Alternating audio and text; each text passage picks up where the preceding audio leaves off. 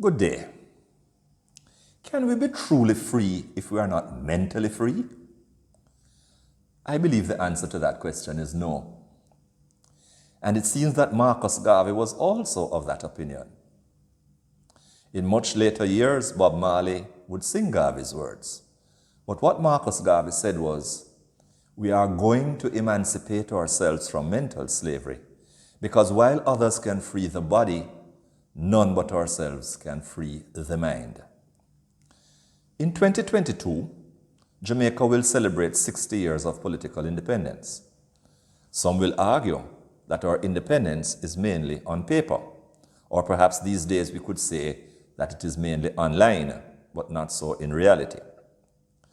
As Norman Manley said, the mission of his generation was to bring about political independence, but the mission of the next generation would be to bring about economic independence. The next generation after Norman Manley's was my parents' generation. Economic independence is still not achieved, but can economic independence be achieved without mental independence? Can we really achieve it without believing in ourselves? Can we achieve independence without fully believing that we are just as good as anyone else? Can we achieve mental independence when there is a class system? Can we achieve mental independence when there is a subtle racist system? Can we achieve mental independence when people actually believe that some are better than others?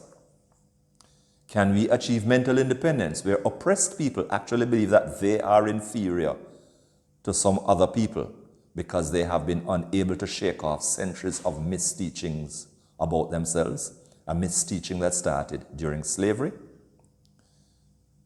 In the 1970s, a Constitution Reform Commission was established to look into the possibility of Jamaica becoming a republic. Indeed, the plan was that Jamaica would become a republic by 1981. No, Republican status will not put food on anyone's table. So yes, it is true that the way to a man's heart is through his stomach, but we Jamaicans tend to carry our bellies with us. So that's the first question we ask, if Republican status will put food on anyone's table. No, it will not.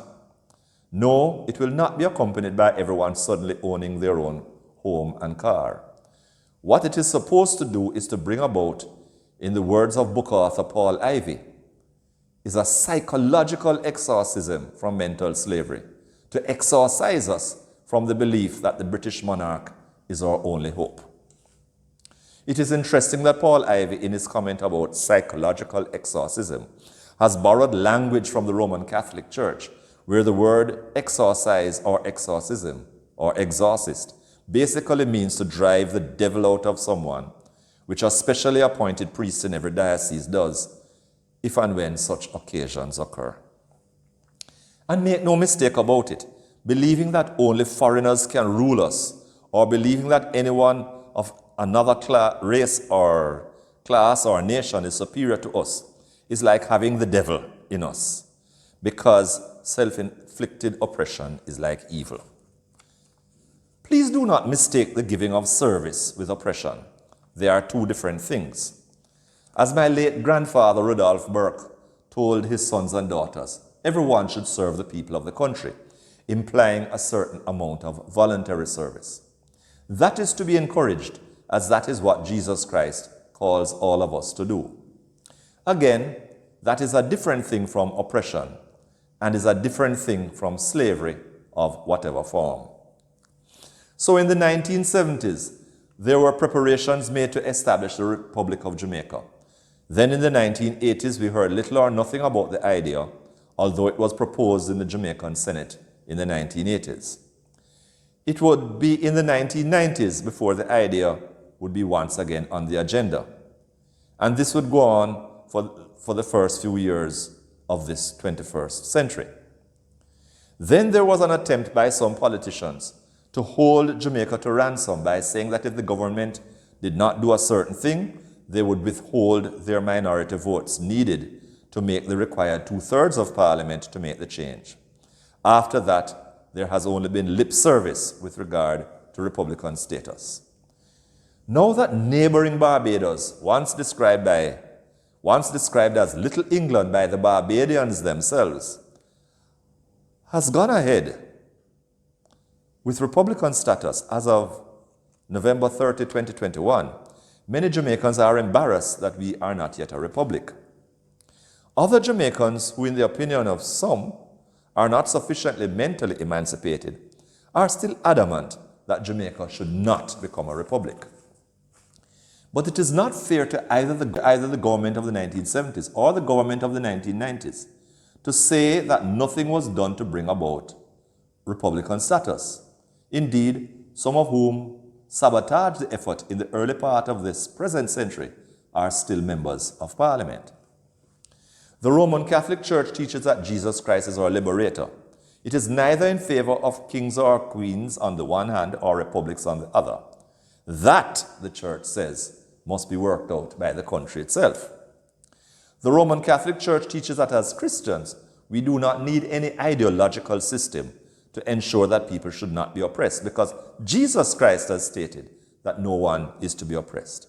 The late St. Pope John Paul II made this quite clear on his first overseas visit as Pope, having been elected Pope in October 1978, which was to a conference in Puebla in Mexico in early 1979. In other words, liberation theology must have Jesus Christ at the center, not political ideology.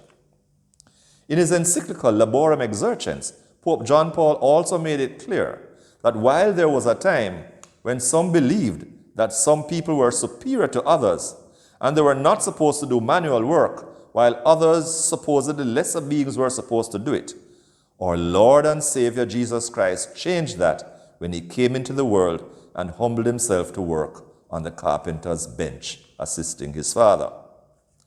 In this season of Advent, the Magnificat of the Blessed Virgin Mary, who said, "My soul proclaims the greatness of the Lord, and my spirit exults in God my Savior, for he has looked upon his lowly handmaid, and behold, from this day forward, all generations shall call me blessed." Mary also said in her Magnificat, as found in Luke chapter 1, "He has filled the hungry with good things, the rich he has sent empty away. He has lifted up the lowly, he has scattered the proud in their conceit." It was Jesus Christ that taught us to love one another. In the third verse of O Holy Night, we sing, "Truly he taught us to love one another. His law is love, and his gospel is peace. Chains shall he break, for the slave is our brother, and in his name all oppression shall cease." That verse is seldom sung in many of our churches, but to the credit of the Roman Catholic Church, it is in our hymnal. And this is true regardless of politics and political ideology.